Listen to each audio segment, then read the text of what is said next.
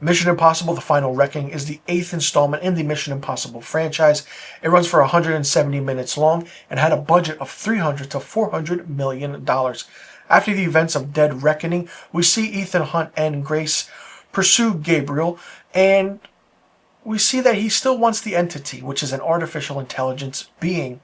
Now, instead, Gabriel captures both of them and coerces Ethan into retrieving the core module for the entity.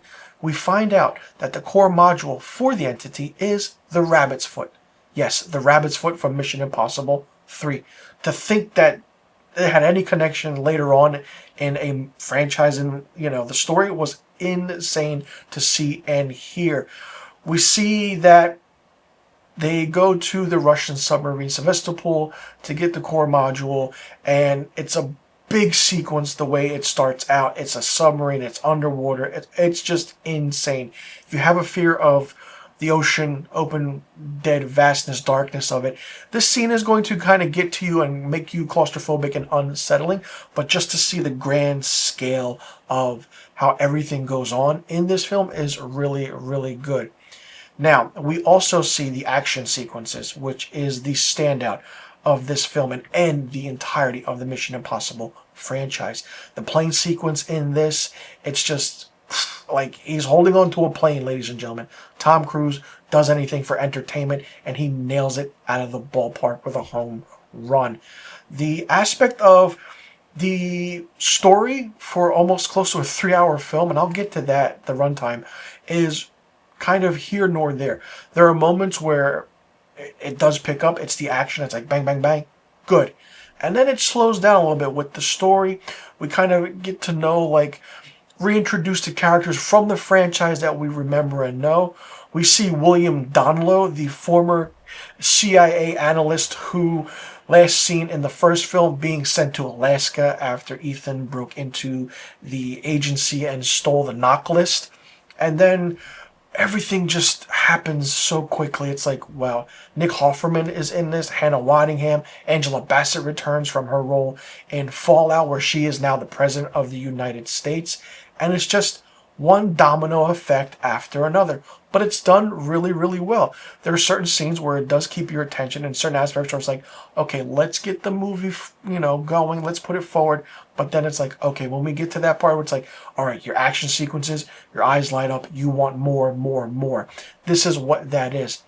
What was interesting was that the entirety of this film and the story really rounded out really well and concluded in a very, very well paced scene. And it's just like, wow, okay, a lot of surprises where you thought, okay, they couldn't connect all the previous 7 films. No, somehow they did that in a way where it's like, okay, this is fantastic. It's done really well. And it's like, wow, can you really go any further than this? And no, you can't, especially the way Ethan Hunt's character kind of goes to where he is now. The aspect of talking about previous characters from the previous films in the franchise. And if they do make another one, maybe have Ethan Hunt show up in those films, but focus on a different IMF agent, or he trains them, or it's like a Top Gun Maverick kind of thing. But keep the franchise going. For being 8 films, this was really, really fun and good. Here's the thing: the runtime, 170 minutes long, ladies and gentlemen. 10 minutes off of being 3 hours long. I don't mind a 3-hour film, but for Mission Impossible, that's kind of a long, long stretch. If the action sequences are not one after another, it's going to drag out like it did.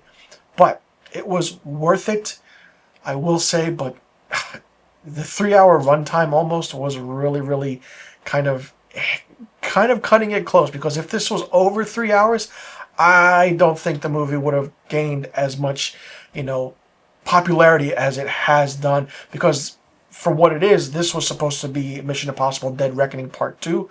I'm very happy that they changed it to The Final Reckoning, because anytime a movie has final in the title, it's going to be the last film in that franchise. Or we think that's the point. But for what it is, Tom Cruise has done an amazing job with the Mission Impossible series, and it's really, really good to see how everything came together and how the story was really, really beneficial with closing every single movie out in a good way, which is what I like. I didn't expect them to close out the entirety of the franchise into one movie and explaining everything and having certain characters connected to other characters in other films in this franchise. I mean, it's a lot to take in, ladies and gentlemen, but this is a fun summer blockbuster movie, and you will absolutely enjoy it. Like I said, the runtime is a little bit wonky, but other than that, the story is done really well. The action sequences are good, and I actually had a blast watching it. For me, Mission Impossible: The Final Reckoning gets 4 out of 5 film reels. Let me know in the comment section what you thought about Mission Impossible: The Final Reckoning. Did you like it? Did you not like it? What did you think of it? What did you think about the aspect of the story, the action? Did you like that the movie was almost 3 hours long?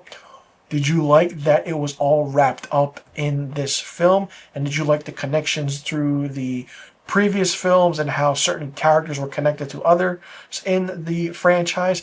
And do you want to see more Mission Impossible movies? And do you think that Ethan Hunt's character should still show up in those future films if it happens and train younger IMF agents, just like maybe Top Gun Maverick, like he did in that film?